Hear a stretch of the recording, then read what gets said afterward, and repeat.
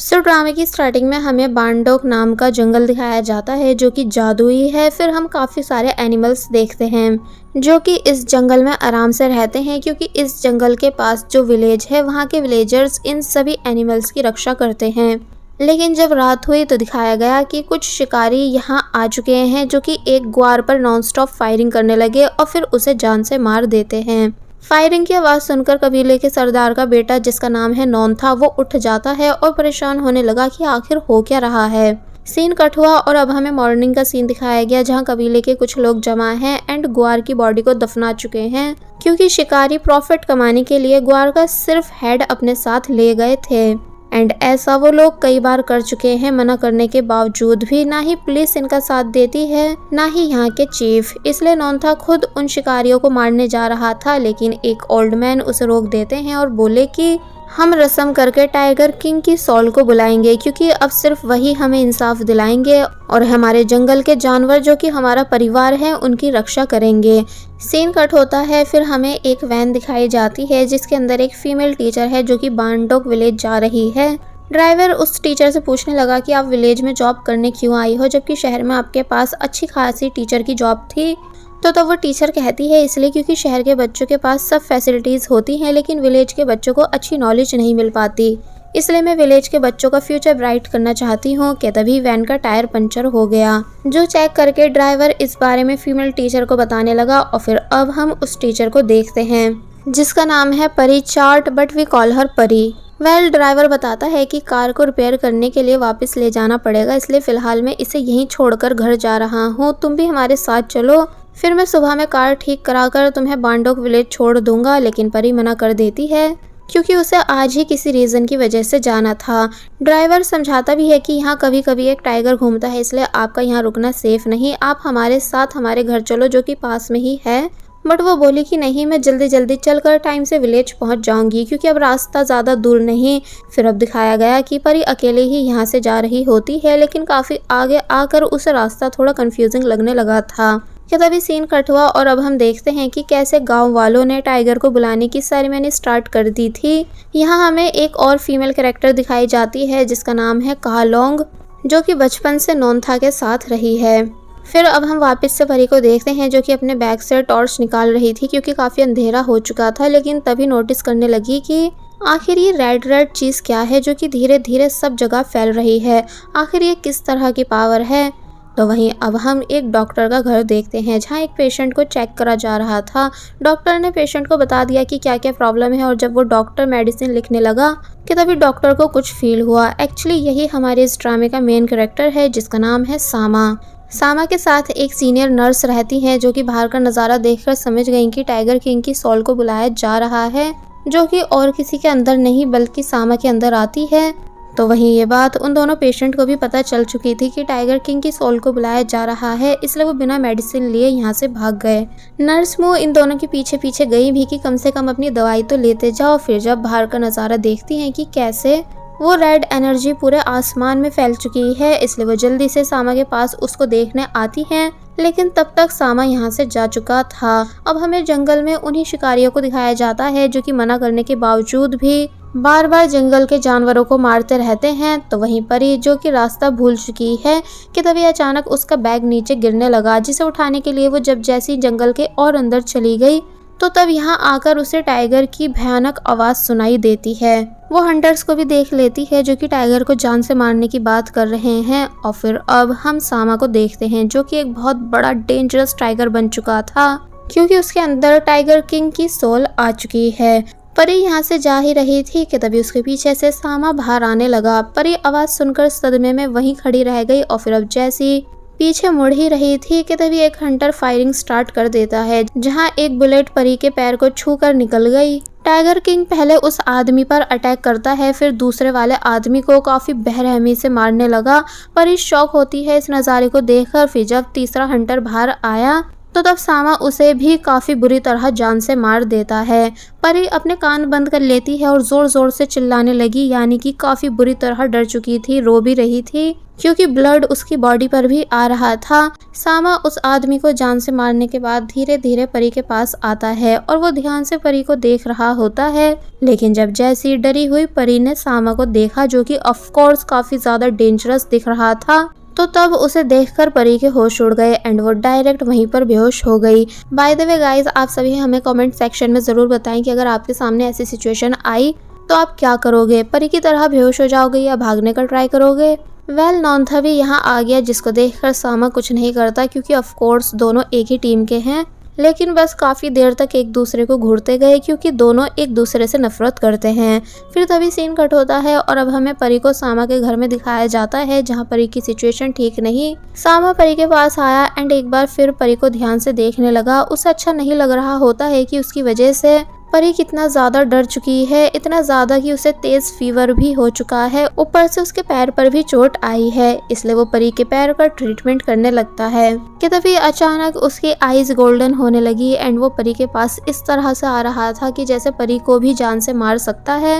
लेकिन जैसे तैसे उसने खुद पर कंट्रोल करा और वो तभी यहाँ से चला गया और दूसरे रूम में आकर अपने हाथ में लगी बुलेट को बाहर निकालने लगता है। बुलेट बाहर निकल जाती है। फिर दिखाया जाता है कि सामा को इससे पहले भी कई सारी बुलेट्स लग चुकी हैं, जिन्हें वो निकाल देता है। अब हम ली एंड सा नाम के दो लड़कों को देखते हैं, जो कि डरते डरते यहाँ आ रहे हैं। सामा उनसे पूछता है कि क्या तुम दोनों इस लड़की का सामान लेकर आए हो? तो वो दोनों पहले तो डर गए सामा को देखकर, क्योंकि इन दोनों को भी पता है कि टाइगर किंग और कोई नहीं बल्कि सामा है। फिर बताने लगे कि हाँ, हम उसी लड़की का सामान लाए हैं, क्या वो ठीक है? सामा बताता है कि हाँ, लेकिन पूरी तरह से नहीं। फिर हंटर्स की बॉडी के बारे में पूछने लगा। उन दोनों ने बताया कि बॉडीज को हमने हमेशा की तरह उसी जगह पर छोड़ दिया है। शायद अब फिर दोबारा कोई हंटर यहाँ आने की हिम्मत नहीं करेगा, क्योंकि अब सभी टाइगर किंग से डरेंगे। सामा बताता है कि मैं बहुत सालों से लोगों को डरा रहा हूँ, उन्हें जान से मारता भी हूँ, लेकिन वो तभी यहाँ शिकार करने आते हैं। तो तब वो दोनों कहने लगे कि हाँ, पैसों की वजह से आते हैं, क्योंकि पैसा बहुत पावरफुल होता है ना, इसलिए ये सभी अपने प्रॉफिट की वजह से ये सब करते हैं। तो ये सुनकर सामा जब जैसे गुस्से से बोला कि क्या पैसा टाइगर किंग से भी ज़्यादा पावरफुल है, तो तब ये दोनों बुरी तरह डरने लगे कि इसे गुस्सा मत दिलाओ वरना अगला शिकार हमारा ही होगा, इसलिए तभी यहाँ से भाग गए। अब हम देखते हैं कि सामा को परी की आईडी देखकर पता चल चुका है कि वो एक टीचर है जिसका नाम है परी। तो वही परी जो कि सो रही थी कि तभी एक बार फिर वो टाइगर टाइगर चिल्लाने लगी, जिसके पास सामा आया उसको चेक करने। तो तब वो सामा को ही पकड़कर काफी बुरी तरह डरने लगती है। एक्चुअली परी को उस रात का गहरा सदमा पहुंच चुका है, इसलिए वो सही से होश में नहीं है और फिर तभी फिर से बेहोश हो गई। तो तब सामा को परी के लिए और ज्यादा बुरा फील होने लगा कि कैसे इस लड़की की इतनी बुरी हालत मेरी वजह से हुई है। तो वही हम नॉन्था को देखते हैं, जो कि एक इंजर्ड एनिमल को कहीं भिजवा रहा है। यहाँ उसके साथ कालोंग भी थी, इसलिए नॉन्था से पूछने लगी कि तुम उस रात टाइगर किंग के पास क्यों गए थे जब वो उन हंटर्स को मार रहा था? तुम्हें ऐसा नहीं करना चाहिए, क्योंकि टाइगर किंग गुस्से में तुम्हें भी मार सकता है। तो तब नॉन्था चिल्लाने लगा और बोला कि मैं वहाँ इसलिए गया था क्योंकि जो काम वो आउटसाइडर कर रहा है वो सब मेरी रिस्पॉन्सिबिलिटीज़ हैं, क्योंकि कबीले के सरदार का बेटा मैं हूँ, ना कि वो जिसके अंदर टाइगर किंग की सोल आती है। फिर अब हम एक फ्लैशबैक देखते हैं कि जब नॉन्था 16 साल का हुआ था, तो तब सेरेमनी के थ्रू ये अनाउंस कर दिया गया था कि अब नॉन्था के फादर के बाद नॉन्था के अंदर टाइगर किंग की सोल को बुलाया जाएगा, क्योंकि सालों से ऐसा ही होता आ रहा है कि टाइगर किंग की सोल इन्हीं की फैमिली मेंबर्स में आती है। पर जब नॉन्था 20 साल का हुआ और आज फाइनली टाइगर किंग की सोल को नॉन्था की बॉडी के अंदर आना था, लेकिन ऐसा हुआ नहीं था, बल्कि टाइगर की आवाज़ जंगल से आने लगी थी। ओल्ड मैन बोले कि ये बात बहुत ही अजीब है कि टाइगर किंग की सोल किसी और के अंदर आ चुकी है, जबकि तुम्हारे फादर की डेथ के बाद उस सोल को तुम्हारे अंदर आना चाहिए था। इसलिए ये सभी तभी जंगल में आते हैं देखने के लिए कि आखिर वो सोल किसके अंदर आई है। और फिर जब जैसी नॉन्था यहाँ देखता है कि टाइगर किंग की सोल ने उसे छोड़कर एक आउटसाइडर की बॉडी को चूज करा है, तो तब उसका दिल बुरी तरह टूट गया था। और यही सब बातें वो प्रेजेंट में कालोंग को बताकर परेशान हो रहा है और फिर तभी गुस्से में चला गया। तो तब कालोंग नॉन्था के लिए परेशान होने लगी। अब नेक्स्ट सीन में हम विलेज लीडर यानी चीफ को देखते हैं, जो कि उन बॉडीज को देखने आए हैं जिन्हें टाइगर किंग ने मारा था। चीफ हैरान होते हैं कि कैसे सभी को मारा गया है, तो वहीं दो आदमी कहने लगे कि हम जंगल के जानवरों को मारते हैं ना, इसलिए टाइगर किंग ने ऐसा करा है। तो तब चीफ उन दोनों से हल्के बात करने के लिए कहने लगे, क्योंकि अगर गांव वालों को प्रूफ मिल गया कि वो हंटर्स को यहाँ भेजते हैं प्रॉफिट के लिए, जबकि एनिमल्स को प्रोटेक्ट करना उनकी जिम्मेदारी है, तो फिर अच्छा नहीं होगा। कि तभी इनको पता चला कि एक आदमी जिंदा है, जिसे ये सभी देखने लगे। ली एंड साई ये दोनों भी पूरे नज़ारे को छुपकर देख रहे होते हैं कि कैसे एक आदमी मरा नहीं था, जिसे ये अब अपने साथ लेकर जा रहे हैं, और बाकी के दो आदमी की बॉडी को चीफ ने जलाने का ऑर्डर दे दिया है। नेक्स्ट सीन में हम परी को देखते हैं, जो कि फाइनली उठ चुकी है और हैरान है कि आखिर मैं कहाँ हूँ। देखने में तो ये एक डॉक्टर का घर लग रहा है। तो तब सामा बोला कि हाँ, ये डॉक्टर का ही घर है। परी हैरान रह गई सामा को देखकर, फिर पूछने लगी कि भला तुम कौन हो। तो तब वो बताता है कि मैं ही इस घर का ऑनर हूँ, मेरा नाम सामा है और मैं एक डॉक्टर हूँ। परी पूछने लगी कि वैसे मुझे यहाँ लाया कौन। तो तब सामा बताता है कि था एक पर्सन जो तुमको यहाँ लाया था। फिर तभी परी को उठा लेता है, ये कहते हुए कि तुम्हारा पैर ठीक नहीं है, इसलिए तुम्हारा ज्यादा देर तक खड़े होना ठीक नहीं है। जबकि परी कह भी रही होती है कि तुम ऐसे कैसे मुझे टच कर सकते हो। सामा परी का लेग चेक करने वाला था, लेकिन वो उसे लेग देखने तक नहीं दे रही होती है। सामा बोला भी कि अरे मैंने ही इस पे बैंडेज करी थी, मैं एक डॉक्टर हूँ, लेकिन वो तब भी मान नहीं रही होती है। लेकिन फिर फाइनली उसने लेग देखने दिया। सामा भी दिखाता है कि देखो कितने अच्छे से मैंने सब करा है। तो तब परी को रात के सीन्स याद आने लगे कि कैसे कैसे एक बहुत बड़ा टाइगर आ गया था, जिसने उन लोगों को जान से मार दिया था, और जब मैंने उसके भयानक फेस को देखा था तो मैं सदमे में जाकर बेहोश हो गई थी। इसलिए यही सब बातें एक ही सांस में सामा को बताने लगती है कि वो टाइगर बहुत ही बुरा था, जिसने बेरहमी से उन लोगों को मारा। तो तब सामा को भी गुस्सा आ जाता है खुद की इतनी बुराई सुनकर, इसलिए कहने लगा कि टाइगर किंग कभी बेगुनाह लोगों को नहीं मारता है, जरूर पहले उन हंटर्स ने ही कुछ करा होगा। परी शांत हो गई, फिर बोली लेकिन तुम यकीन नहीं करोगे, पर वो टाइगर सच में बहुत ही बड़ा था। मैंने आज से पहले कभी इतना बड़ा टाइगर नहीं देखा। सामा बोला कि अच्छा, तुम तो ऐसे बोल रही हो जैसे रोज टाइगर्स को देखती हो। तो तब परी बताने लगी कि अरे मैंने जू में टाइगर्स देखे हैं, लेकिन कोई भी इतने बड़े नहीं होते जितना कि वो था, एकदम अलग, बहुत ही ज्यादा पावरफुल और डेंजरस। सामा कोई जवाब नहीं देता, बस मजे से परी की बातों को सुन रहा होता है कि तभी मिस मू यहाँ आ गई, जिन्हें देखकर दोनों शांत हो गए। परी मिस मू को अपना इंट्रोडक्शन देती है, लेकिन मिस मू एटीट्यूड दिखाते हुए और मुंह बनाते हुए यहाँ से चली गई, क्योंकि वो ज्यादा बात नहीं करती हैं।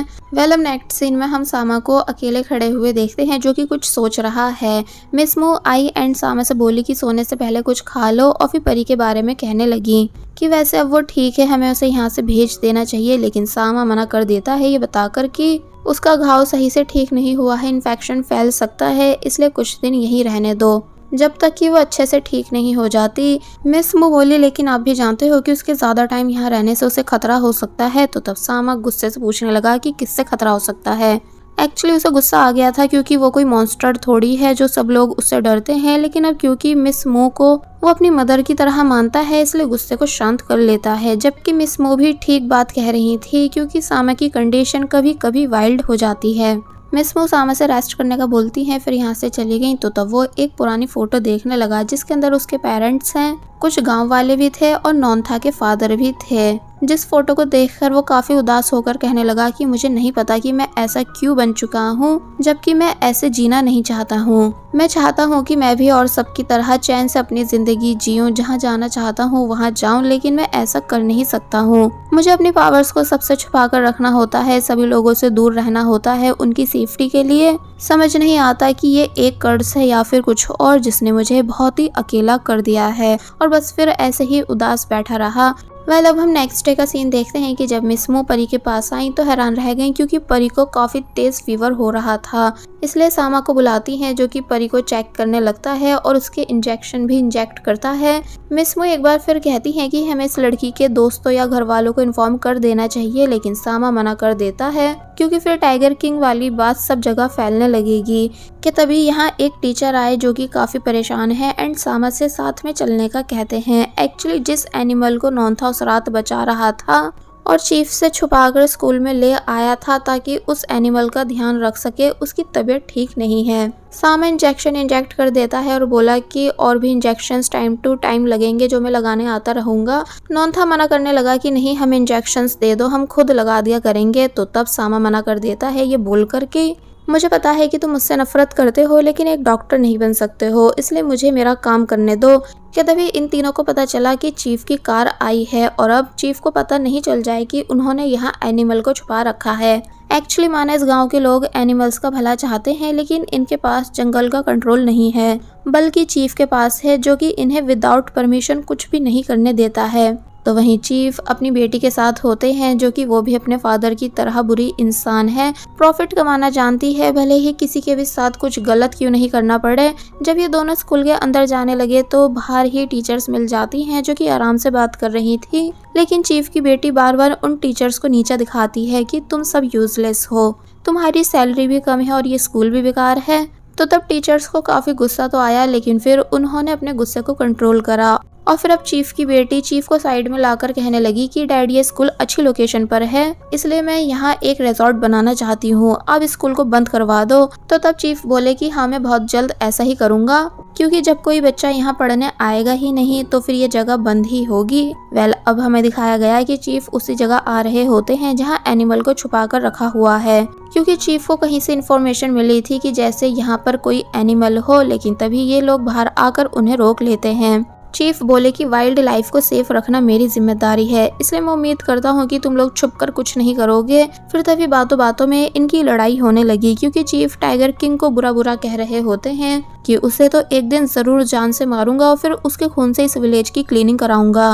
तो तब सामा को तो गुस्सा आया ही, क्योंकि चीफ को क्या पता कि वो जिसके सामने ये सब बोल रहे हैं वो उनके सामने ही खड़ा है। तो वही नॉन्था को भी गुस्सा आ जाता है, क्योंकि पहले टाइगर किंग की सोल उसके फादर में हुआ करती थी, लेकिन फिर जैसे तैसे लड़ाई को रोका गया। अब जब सामा यहाँ से जा रहा था तो उससे नॉन्था लड़ने लगा कि मुझे टाइगर किंग की सोल वापस करो, इसका हकदार मैं हूँ, लेकिन तुमने मुझसे ये चुरा ली है। तो तब सामा भी कहता है कि हाँ तो ले लो, मैं खुद इस पावर से बहुत परेशान हूँ, मैं खुद ऐसे जीना नहीं चाहता हूँ, मुझे भी आज़ादी चाहिए। तो तब नॉन्था सामा को मारने वाला था, लेकिन उससे पहले सामा उसे मार देता है और फिर तभी वो गुस्से में यहाँ से चला गया, क्योंकि ये दोनों जब भी मिलते हैं हमेशा लड़ते ही हैं। घर आकर सामा ने ये सब बातें मिसमू से डिस्कस करी कि मैं नॉन्था की फीलिंग समझता हूँ कि वो कैसे परेशान है, क्योंकि जो पावर उसके पास होनी चाहिए थी वो मेरे पास है। तो तब मिसमो कहती हैं कि इसमें आपकी कोई गलती नहीं है, क्योंकि उस रात वो सब कुछ अचानक ही हो गया था। सीन पास्ट में आया, जहां हमें नॉन्था के फादर दिखाए जाते हैं, जो कि बुरी तरह इंजर्ड हैं, क्योंकि उनके ऊपर एक शमन ने ब्लैक मैजिक से अटैक करा था। सामा के पेरेंट्स कहने लगते हैं कि ये बात काफी अजीब है कि टाइगर किंग आज खुद से अपने जख्मों को हील नहीं कर पा रहे हैं, जबकि हमेशा वो खुद से अपने जख्मों को ठीक कर लेते थे। मिसमो नॉन्था के फादर के पास थी, जिनसे वो बोले कि इस खंजर को तबाह करवा दो, इस पर ब्लैक मैजिक हुआ है। मिसमो वो खंजर सीनियर विलेजर को दिखाने लगी, जिसे छूते ही वो सब देख लेते हैं कि कैसे कैसे एक शमन ने इस पर मंत्र पढ़ रखे हैं और फिर टाइगर किंग पर पीछे से अटैक कर दिया था। सीनियर विलेजर उस खंजर को बाहर जंगल में ले आते हैं और फिर अपने मंत्र पढ़ने शुरू करते हैं, यानी कि वो ब्लैक मैजिक को खत्म करने की कोशिश कर रहे थे।